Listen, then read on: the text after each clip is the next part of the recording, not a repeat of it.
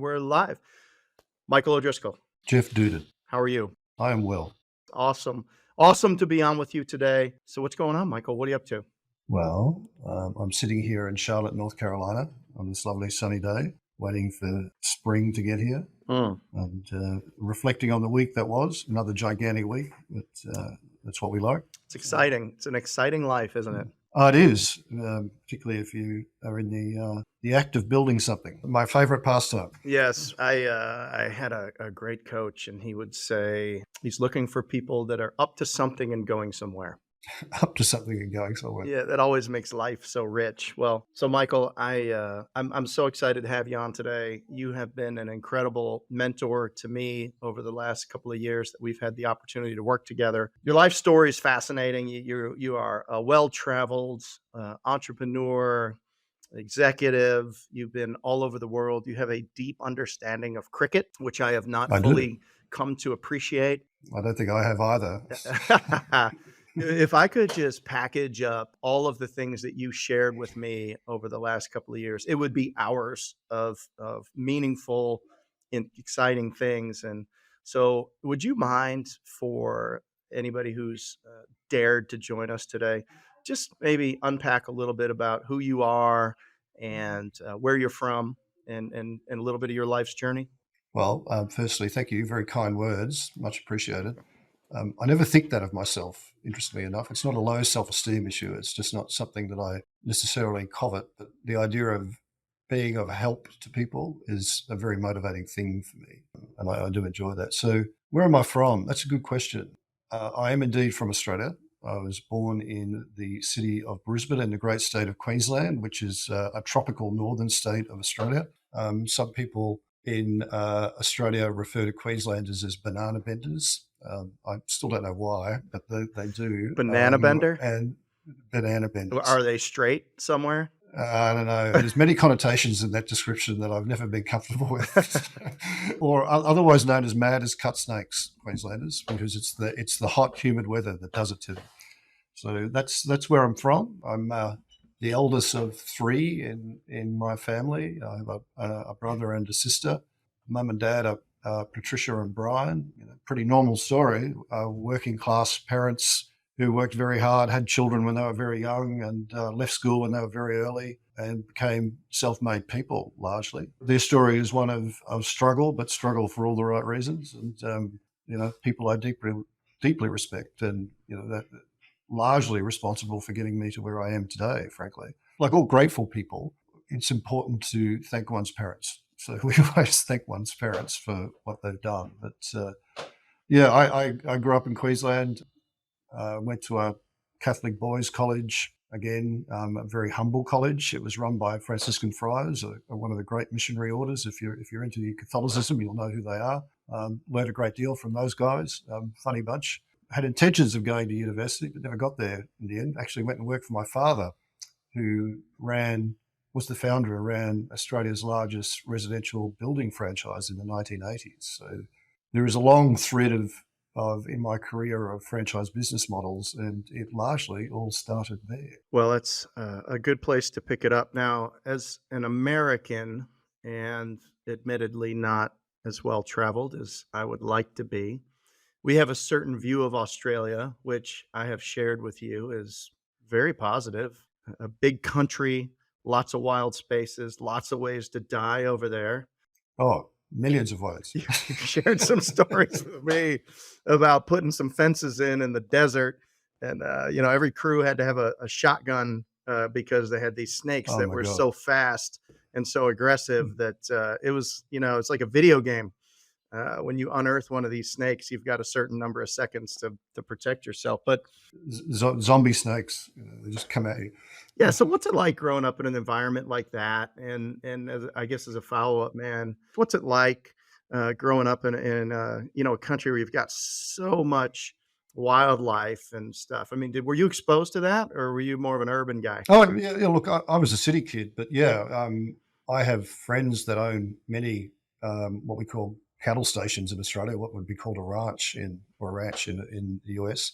Look, Australians are a very unique. It's a unique place with a unique people, right? So it's probably one of the most culturally and racially divergent places on Earth.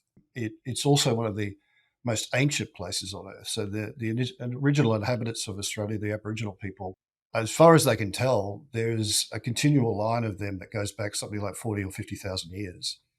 They lived in isolation for so long. Sometimes they're described as the oldest, but in some respects, the most primitive is a word that people use, but that's not the word that they would use, obviously. Mm-hmm. So it is indeed a incredibly remote and wild place. It's down the bottom of the world. It's, even if you go on by plane, it takes a long time to get there. But when you think about how Australia was actually founded and the character, it sort of speaks to the character of the nation, how it got to where it is today. I mean, it's a former British colony. It was founded as a convict settlement by the Brits. In 1788, the first ships came in the first fleet, led by Captain Arthur Phillip, who became the governor of the colony of New South Wales, where Sydney is. And basically, I think it was 5 ships, though, full of convicts and soldiers, right? So can you imagine that environment? You got a map from a guy called Captain Cook who turned up in 1770, and he said it's somewhere over there. And get in a couple of ships and spend God knows how long getting there, probably a year or more getting there. The disease and the agony of that journey would have been incredible. Right? Just that era of the world, that great exploratory era fascinates me, actually, how they just got in ships with not exactly a clue of where they're going and got there, not knowing that they were there. So Australia was built as a convict or a penal colony, and it kind of speaks to the character of the nation now, right? So if you met the average Australian, they're a little bit anti-authoritarian. They're a little bit like cynical and skeptical of authority. Is that where the ruggedness comes from? Yeah, and look, they had to do it all on their own, right? Yeah. I mean, those supply ships from the UK would take months and sometimes years to get there. So they were just dropped off, literally just. They're dropped off, man. You're done. Here you go. You've misbehaved, and Yep. as a result of that, we're gonna put you on this country. Yeah. And look, the British didn't run the world's biggest empire for nothing, right? Yeah. They knew how to do things, right? Usually in a pretty bloody fashion, but they knew how to do things. And the character of the nation is built on that. And a lot of people will comment that Australia is an incredible experiment that shouldn't have worked. If you think about all of the things that were stacked against establishing any kind of settlement there, that it grows into this incredibly wealthy and well-respected country. It's not perfect by any means, but I get a warm welcome literally everywhere I go when the accent tumbles out of the mouth and people say, "Are you from Australia?" It's a very privileged place to be, frankly. But most Australians are pretty resilient lot. They're very culturally diverse, right? We have massive Asian community, massive Eastern and Southern European communities. We have people from all over the world live in Australia. It's been a nation built, just like many others in the modern world, on immigration. It is obscenely minerally wealthy.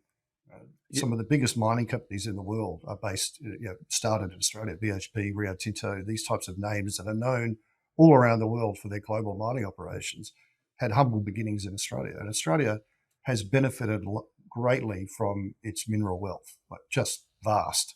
It's mind-boggling, the wealth that has been created in Australia. So it's a small nation. It's like 25 million people. It's a big bloody desert in the middle.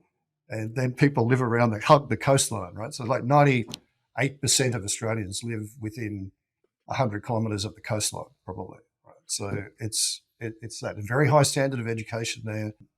There are hard-working people, in my experience, whether they're the blue-collar worker or the white-collar professional or the small business owner, particularly hard-working people. But there is a wonderful informality to all of that, which goes to the heart of our slightly anti-authoritarian sort of state. There's an old saying, if you think about the alliance with America, which is a very long-standing one, probably one of the longest alliances in modern political history, Australians, started their modern identity, some people will say, on the shores of Gallipoli in Turkey in the First World War, where Australian and New Zealand troops, often referred to as the Anzacs, was led into battle in Gallipoli in World War I. It was a disaster of a campaign. It was just a retreat, right? They just got wiped by the Turks. And it kind of forged a certain type of national character that still sort of carries on today as being these stoic, resilient, hard-fighting people. We won't start the fight, but if you need a hand to finish the fight, we might step in and give you a hand.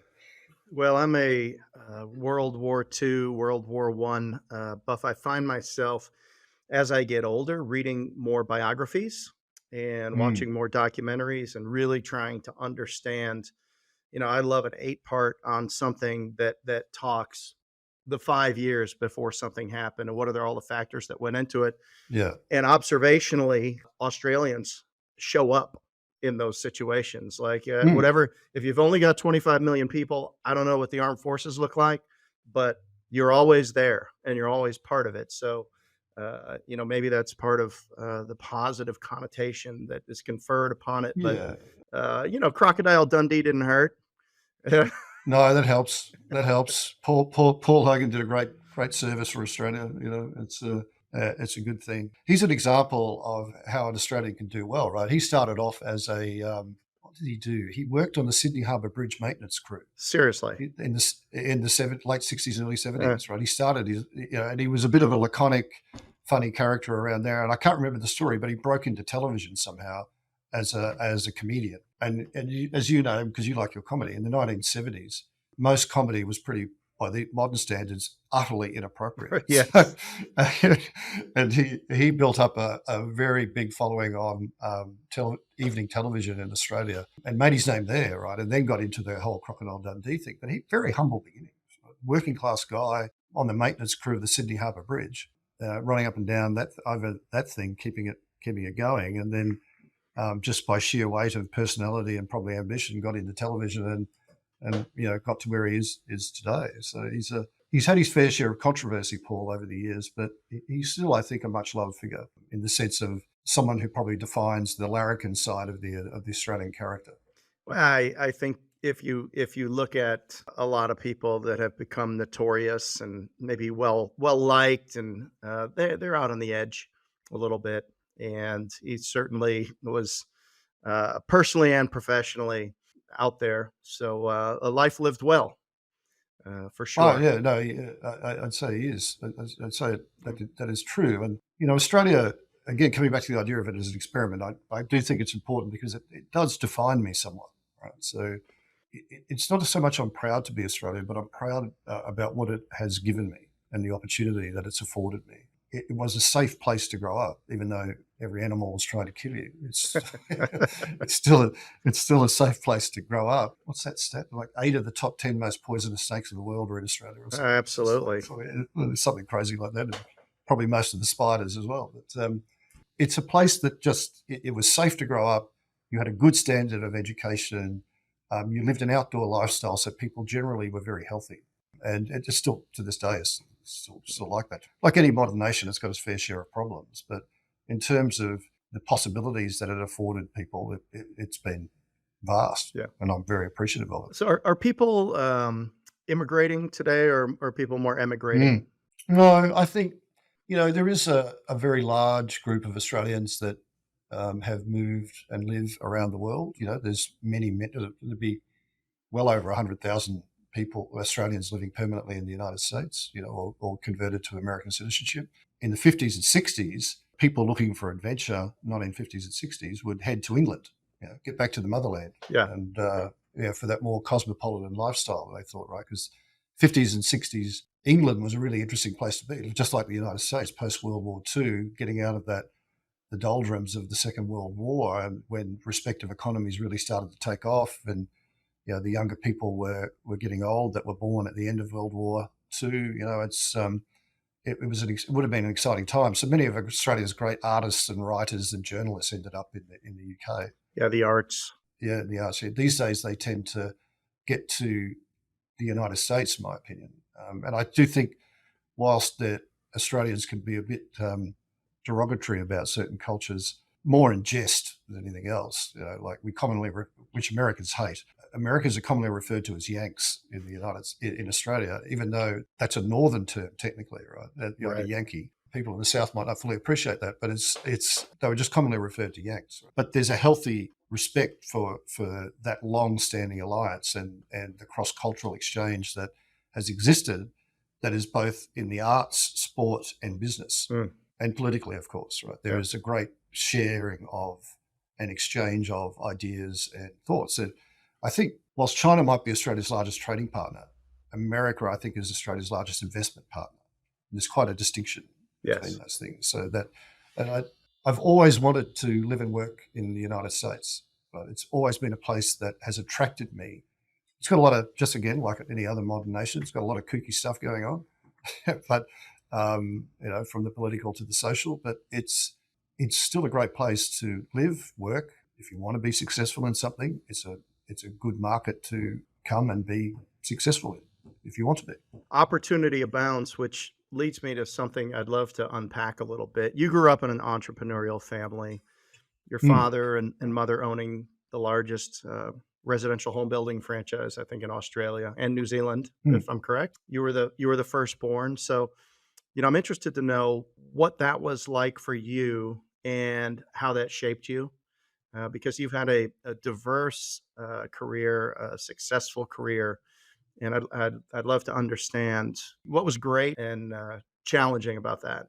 Yeah, I think my father, he was a self-made man, right? He left school, I think, the stories range from 12 to 14. I can never tell which one's right, but it's about 12 to 14. He was a pretty bright guy. And if you indulge me a minute, I'll just give you a little background story Hmm. there. He was the second oldest of 6 or 7 kids, right?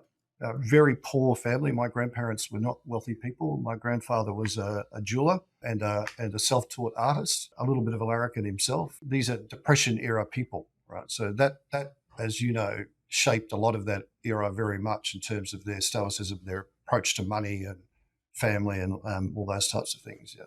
So Dad grew up. He left basically because I think he just had to provide for the family. He was of an age where he could go and work, right? There weren't as many rules Right. about how old you could be before you could go and work back then, right? So he just jumped ship and worked.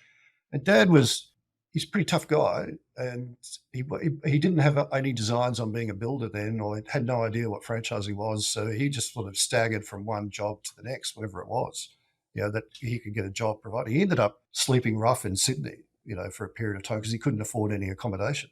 So he used to travel around trying his luck, basically. So sleeping rough means you're homeless. Yeah, you're homeless, basically. Hmm. Yeah, he just didn't have the money to get a hotel room. He didn't know anyone, so he'd spend a couple of nights on the streets in Sydney. He was a pretty knockabout sort of guy, right? And he found he was actually pretty good at selling jobs. So he got involved in all kinds of selling jobs. One of my favourite ones, he was selling American fire extinguishers for a while in the late 60s, or in the mid 60s.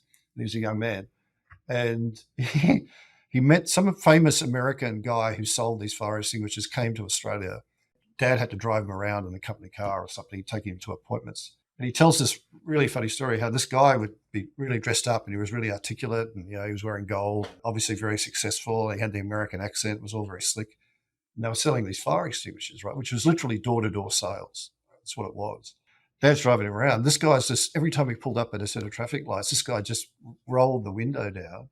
Remember the old hand-winding window Yeah. stuff? I don't Yeah. know. Yeah. And he'd look out the window and just start smiling at the person in the car next to him, right? Like just smiling away, nodding like this, and the other person smiling back. And I think after the third or fourth stop, Dad had to ask him, "Look, what are you doing?" He said, "I'm practicing my smile." To see if he could get people to smile back. Back and get the greeting going and start the whole sales process. And so this intrigued Dad. Only slightly creepy. Yeah, it's only slightly creepy, right? But I wouldn't do it now. Someone might sort of take great offence to that. But Ah, it's smiles are universal. yeah, they are. It's a great doorbuster, really. And then Dad ended up in all kinds of things. What turned him on to building it. The whole thing about New Steel Homes is what the business was called, NU-Steel. It was the idea of prefabricated construction. Mm. So New Steel was steel wall frames and roof trusses made in a factory with a sales office out the front. That was the franchise model. If you wanted to get it built by someone, you could either be an owner builder or you could have it built by someone. So that was the model, right? And then it would be delivered in stages, prepaid. Did they manufacture on site, or did you have Yeah, the central? wall frames and trusses would be manufactured on site. So they would assemble them. Yep. Got it. Every franchise was a little manufacturing plant out the back and a sales office out the front. Nice. And then what Dad got into was he actually got into a crew that was building coal rooms for funeral homes. And he would travel around outback Queensland, often sleeping in the funeral home because they didn't want to spend money on a hotel. Imagine that, sleeping in a funeral home. They do have some comfy beds. So do As long yeah, as the lid doesn't yeah. close. So, yeah, as long as the lid doesn't get stuck, right? Yes. Yeah, you're good. Yeah, can anyone hear me knocking? Man, there was and so he got onto this idea because the cold rooms were prefabricated construction. So the walls were made in a factory. They were actually light gauge steel frame walls with insulation in them. And then the guys would get shipped to a site and the guys would assemble them and move on to the next town, the next funeral home, and away they go. That sparked something in his head, Mm. right? And then he started getting into construction. And then in the 70s, steel frame construction was around in Australia. And he started working for the manufacturers back then. He got to like foreman, right? So they're welded together in a factory, and Dad got to foreman at some point. He just had this burning ambition to be better, to provide for his family and be better. And he was a thinker, right? So he spent time thinking about things, and he educated himself, right? He was always into guys like Napoleon Hill and Dale Carnegie. Mm. And he turned us on to that Think and Grow Rich and How to Win Friends and Influence People. Classic books for self-development. And he was well into them very early on and passed them to my brother and I. And, when I started working for him in the 80s, we'd find these names started to come across my desk: Tom Hopkins, Zig Ziglar, these types of things. And Dad was always into learning because he had to learn, he had to teach himself in order to be better to provide for his family. That was just his thing. So that absolutely rubbed off on me, this idea of being always inquisitive, always learning, always listening, always focusing on the quality of your output and your ability to get on with others, right? And give everyone a fair go. When did you first get into Stoicism? Because I know that you are I don't know if it's appropriate to say you are a Stoic, but I notice in your approach and also declaratively that you borrow heavily from the Stoics. I So do. when is that something that was in your family? You said your father was Stoic. He was, right? Because his life is a story of continuous setback, Hmm. frankly, like many other stories, right? It was always setback.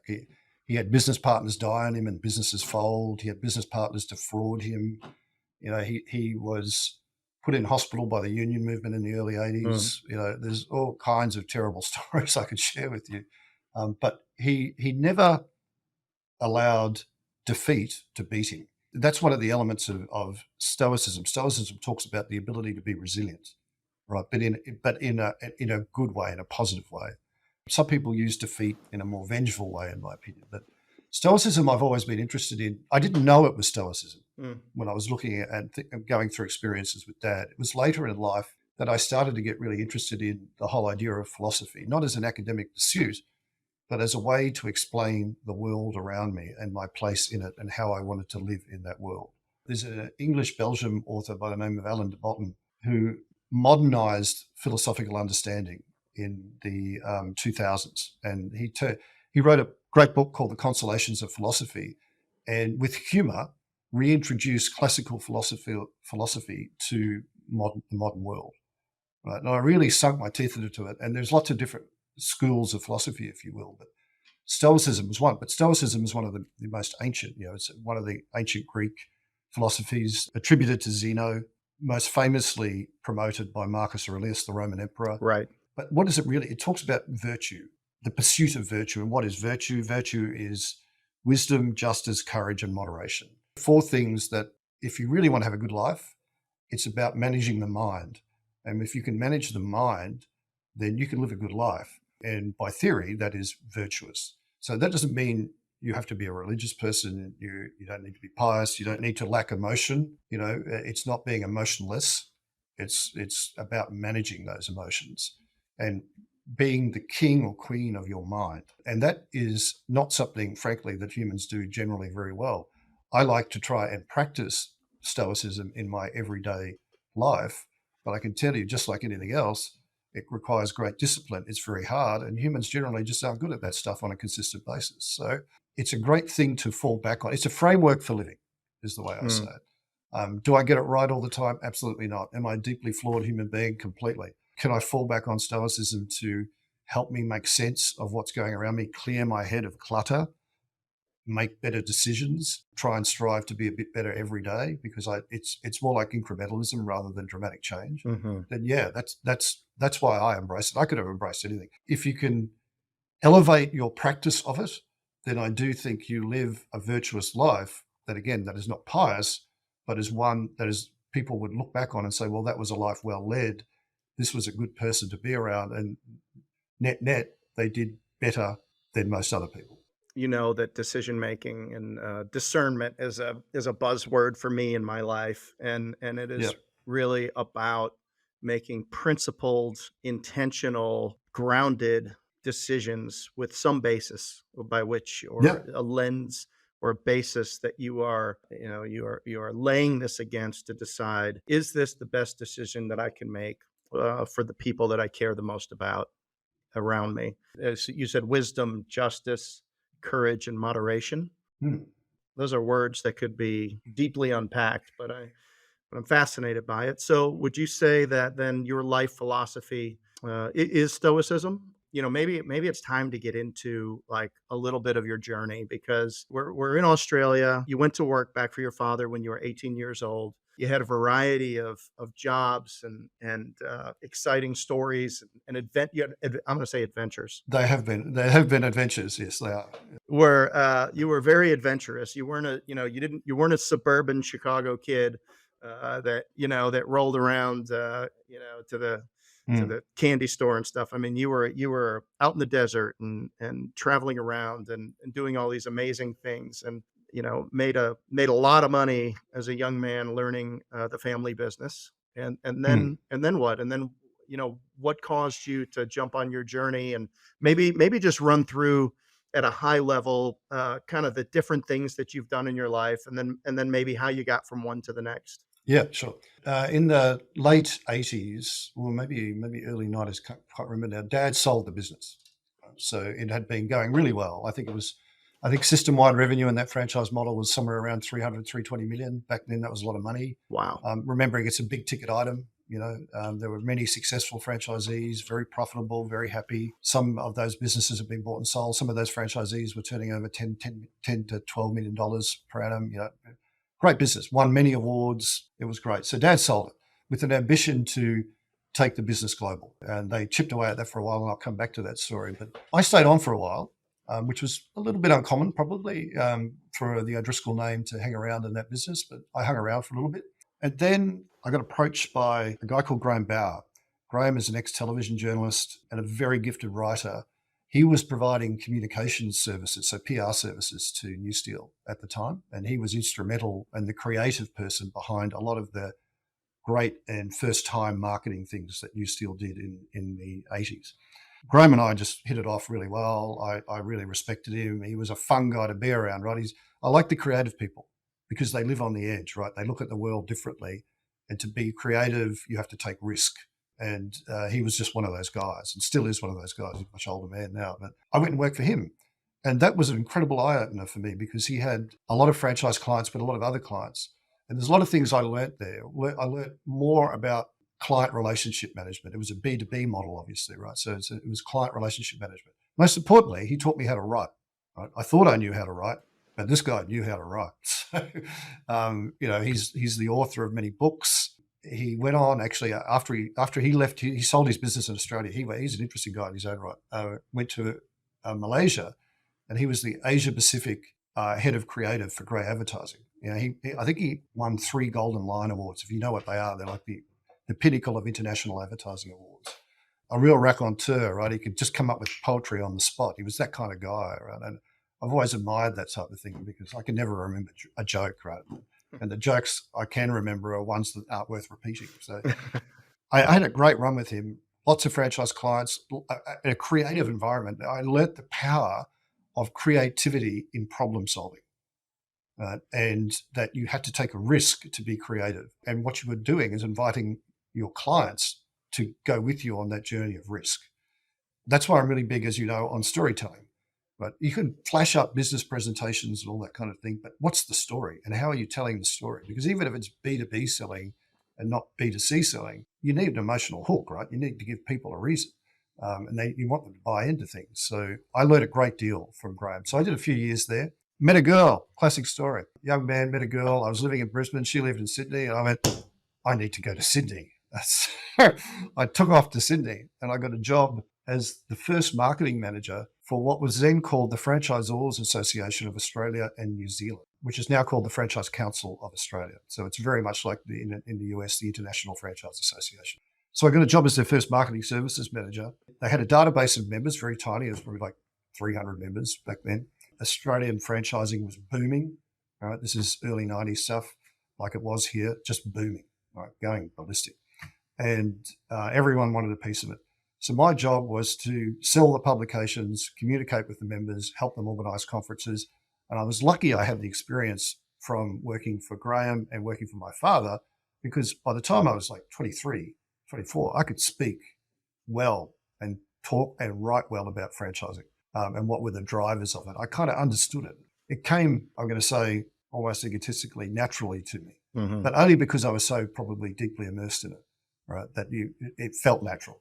Actually, I went and did an executive MBA while I was there, right, because I had a need for, I thought, should I go back and finish my undergraduate degree?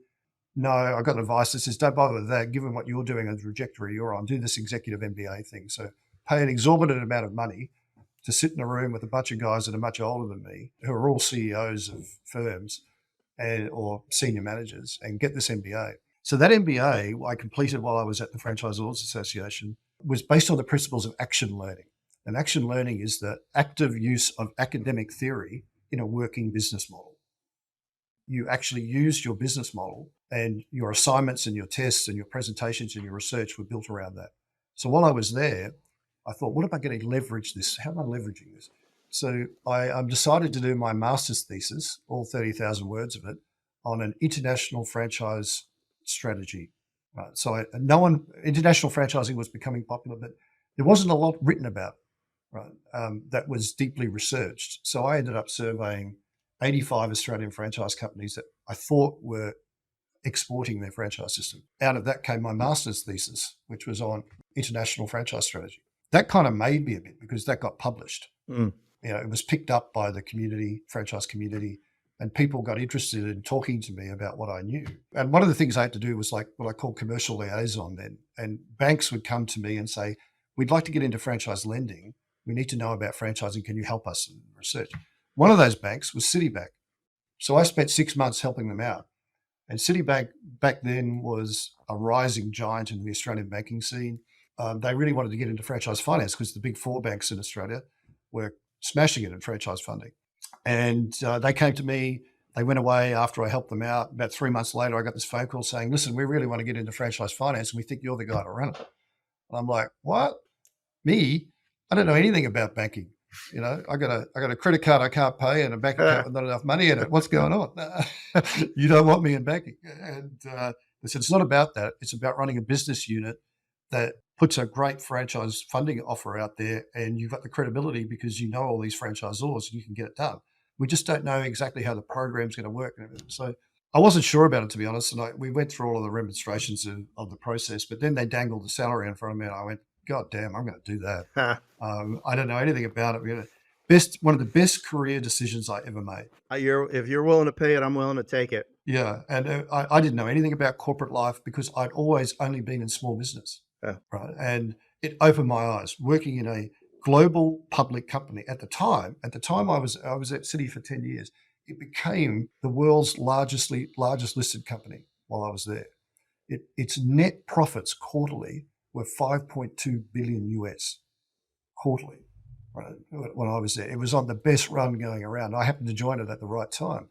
So I helped the bank, the risk guys in the bank, establish a 180 points risk rating system for determining how much money you would lend unsecured or cash flow lending to a franchisee in an accredited franchise brand. So I used all of what knowledge I had and my networks to create that system. And it went gangbusters, like thousands of franchisees were financed, thousands of franchisors, and we rolled the product program, they called it, out to 14 other countries. So that wasn't the only thing I did at Citi, but that certainly established me as someone who was making a contribution to the franchise sector, right? And someone who could be relied on and could be consulted in the franchise sector to improve it.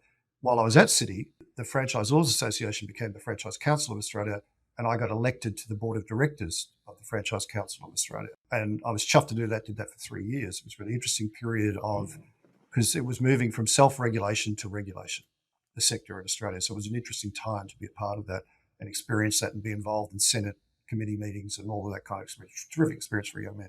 I went on at Citibank to be a director of marketing for the mortgages portfolio, which was all acquired through mortgage brokers. There was no branch network in Australia for Citi back then of any substance, so it was all acquired through there. I ran a multilingual call center there. I got to do lots of things, travel the world, do all of that. Ended up with lots of options. Fantastic. Took a redundancy, right? Before the banking crash came in 2003, I took a redundancy, so got out when the shares were ridiculous pricing and the currency was in my favor. Met another girl. Is there a theme of it emerging? I met another girl. So a redundancy is like a severance, like a package. Yeah, it's like a severance package. So only time I've ever done it in my life. And I met a girl, lived in New Zealand, and I thought I took a year off, traveled the world, goofed off with my mates around the world, from Monaco to England to America. Just wasn't sure what I wanted to do. Yeah. Realized that I had an ambition to run something. I wanted to be a CEO. I want to be the guy that runs a business, right, and sets the strategy, inspires the people, and applying for things, using my network, all that kind of thing. I got a job as the CEO of Fastway Couriers in New Zealand. Now, for those that don't know, Fastway Couriers at the time was the world's largest courier franchise network. It was in something like 14 countries. Big business, started by a bunch of Kiwis in a little town in the southeast corner of the North Island of New Zealand called Napier in Hawke's Bay. It's like a town of 50,000 people. They were running that network out of that town. So I got a job to be the CEO there. It was something like 350 courier franchisees, 20-something master franchisees or regional franchisees, you would call them. It was a big network. And that was my first job as a true, what I'll call, franchise executive leader. And from there, I went on to be the CEO, COO, board director of many different property services, a rental model and consumer rental, building materials, placemakers. I was the GM of operations, so like vice president of operations, if you will, for a company called Placemakers in New Zealand, which is a joint venture franchise model. That was a $1.2 billion company. It was the biggest building material supplier in New Zealand. Really, really big motor this thing had, very complex. I joined that just after the GFC, and New Zealand went into deep recession and the housing industry collapsed. And I can tell you there was a lot of reforecasting in the first 6 months of my job. That was exciting. But that's the journey I've been on. I went back to Australia, got divorced in New Zealand, met another girl who happened to be living in America. And here I am living in America. Well, we these are inflection points in our life. All have triggers. Triggers, yes, and they have a trigger and they have a decision. Yes. Some people let those pass them by, and other people take advantage. So now you come ashore here in the United States. You've always wanted to live here. You end up in New York. You got an incredible partner there. Very, very experienced. Works for the World Bank. The United Nations Federal Credit Union. So that's a great opportunity. So you come here. You've got all this franchise experience. You're in the United States. You've for years have helped bring companies to the United States. Yes. And also export brands from the United States all over. So you're kind of a brand ambassador, international. You understand all the different markets. You've got a deep expertise in how money works and what economics look like inside of franchisees and franchisors. So you come here. What do you see right now in the United States as the opportunities for entrepreneurs through franchising? It's a good question. So somewhat from the outside looking in, and obviously I'm a little bit biased about franchise business models because, like you, I'm a great believer in the transformative ability of these models, right? You can have a little bit of capital, invest in a business, grow it, get more businesses, and transform the life of yourself and your family and your community, right? It's nothing could be more noble, frankly, than doing that. Generally, in my view, and I'm thinking around the world and the way franchising works around the world, universally, and it has to be, and you and I have spoken about this before, it's got to be in the top 3 wealth generating models for the average person anywhere in the world right now, right? We all know e-commerce and the internet and everything is very sexy and all that kind of stuff. That's fine. That's all good. But in terms of being a business owner, starting somewhere, starting small and building up to something big, and transforming the way that you live and the way that you can make your family live. I know a few things that are better than this. I do think, though, things like the pandemic have hastened what I think was already a trend around people looking for more meaning in their career, whether it's business ownership or the job that they do. I think there is a lot of search for meaning. When things become more uncertain, I think people become more questioning and they start to really be very critical and will do a deep critique of what do I want out of what life I have left on this earth. And that's a little bit of a philosophical question, but I think it's an important one. A lot of people avoid it, frankly. More people avoid it than address it, because Yeah. if more people addressed it, they'd live differently. Yeah, we get in our echo chambers, and the Mm, one that I'm in now is very entrepreneurial, tip of the sword, franchising, franchisors, franchisees, people interested in franchising, franchise mentors. It's not a trend, but to me, I have more and more conversations with people about, like, what's the trade-off? What am I mm, trading for? What am I getting? What am I trading my time for? What am I trading my expertise for? What am I trading my dollars for? And how can I improve my existence, not my life, right? I mean, but really my overall existence. Whether some people care a little bit more about impact than others, some people care more about personal experiences that they have. That everybody has something that matters the most to them, and so many of these people now are like, and how can what I'm looking for, what I desire, be served through entrepreneurship? And if I want to if I want to increase the certainty and reduce the risk of getting the outcome that I've decided I want, because that's what matters to me, how can a franchise business help me do that? It just seems like that's a conversation. I see people that we train, people that come through brands for training, and they are very introspective about, yep. like, where they are on their timeline, what they got left. Maybe it's the internet, maybe it's social media, just, or maybe it's all these memes that smack us in the face every day about purpose and whatever. But I agree with you. People seem much more aware, and franchising is the greatest wealth creation business model that I personally believe in. So, Well, it's been, look, I'm a living example. It's been good to me, mm, utterly been good to me. When I was young, like a lot of young people, I had no idea where it was going to, what am I doing and how's it going to turn out? To a degree, and I'm pretty transparent about it. I didn't have the answers, and there are some days where the experience has been pretty bad, mhm. and you have to quite literally start again. There was a period of time in New Zealand where through divorce and poor economic circumstance and decision making, I pretty I had to start again when I left New Zealand.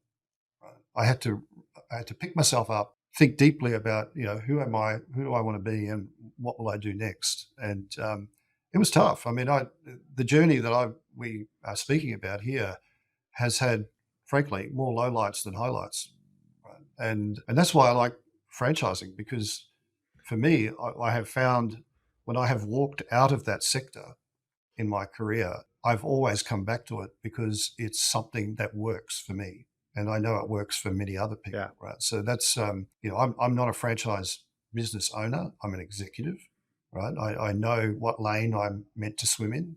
I think my greatest contribution to franchising is as an executive leader in franchising or an advisor. There are people out there who I admire greatly. They walk in the door and only after a few meetings, they cut you a check to invest in your business model, and then they basically are passing the trust baton to you and saying, I trust you to work with me to grow this thing. And I think because there is not only the legal responsibilities that come with a franchise relationship, I think generally most franchisors and the people that run them hold a strong level of accountability about doing right by those franchisees, right? Because it's symbiotic. You can't have one without the other, and you've both got to be successful. You've got nothing. People that do it responsibly, it's a fantastic business model. It really is. It's a high degree of accountability when you look somebody in the eye and you say, you've spent the last 20 years amassing these dollars that you have, and we want you to Mm, take a percentage of those. And we think that you should invest them in a business that we're going to help you grow. It's a big responsibility. I know you take it very seriously. I do not take it lightly. You said something about most of your life has been low lights. I tell you what, man, if we didn't have the low lights, the highlights would not be so sweet. Oh, yes. If you spent your entire life on vacation, like you would hate it. There's nothing to look forward to. Nothing to look forward to. Yeah. No, I mean, we've got Oh, to. look, there's the beach again. Yeah, there's the beach again. How many more pina coladas can I Yeah. have? Yeah. The answer is 11. 11, yes. Maybe 12. So now, tell us what you're doing now. Okay, so right now, I have the great privilege of working with you at Homefront Brands as the Chief Operating Officer. It is probably what I'll call the most thoughtfully put together franchise brand platform that I've seen for a long time. It's in a sector that is just like for the people that we've just been talking about. How do I make myself a better life through business ownership? So I'm the Chief Operating Officer of that. As you know, we've got 6 businesses in there, 6 brands in there, all in the property services space. It's a strong sector to be in, particularly in this country. It is true in many countries, but in this country, it's a very robust business sector. We often use the word durable because it can survive the highs and lows of economic performance very well. Our job is we're looking for thousands of great franchise partners to invest in our property platform and do that transformative thing that we know franchising can provide them. Wow, awesome. It is my greatest honor and everyday pleasure to get to work with you and to learn from you. Just an incredible wealth of knowledge, a well-traveled and hard-earned life that you have lived, and you give so freely of it to all of us here. So it's been one of my greatest joys to get to know you. Here's the final question of the day. If you had one sentence to make an impact in someone's life, what would you share with them? Mm. This might not be as good a question as I thought it was. No, I've got one for you. Okay. Don't die wondering. Don't die wondering. Don't live your life wondering if you should have or could have done something. Mm. Right? I think the most interesting life is the life where you challenge yourself the most and all the time. Right? You're not going to win on everything, but there's that old saying about growing old gracefully. I'm kind of in the school of growing old disgracefully because it means I've been up to something. So I would say to people, be present and participate in every part of your life as best you can. And just don't die wondering. If you wonder if you should do something or try something, well, act on it and you'll find out. That is a mouthful of truth and a beautiful bit of wisdom. I can't believe you said it because I actually just typed I keep notes on my phone, Mm. and I woke up in the morning and I had been dealing with somebody who had been dealing with a sickness. And I made the comment in my notes. I said, people that don't live their lives to the fullest are much more fearful of sickness and death. Oh yeah, but that is the truth. Right. I mean, people that are rolling all the time. No, none of us are ready. None of us want to face any of that. But No. if I got the call today, I would have the solace to say, I tried pretty hard. I didn't back away from opportunities. They didn't all work out, but Mm. no, don't die wondering. Thank you, Michael. It's been a pleasure. As we say in Australia, have a go, you mug. We'll leave it there. Michael O'Driscoll, thank you so much. Thanks, man.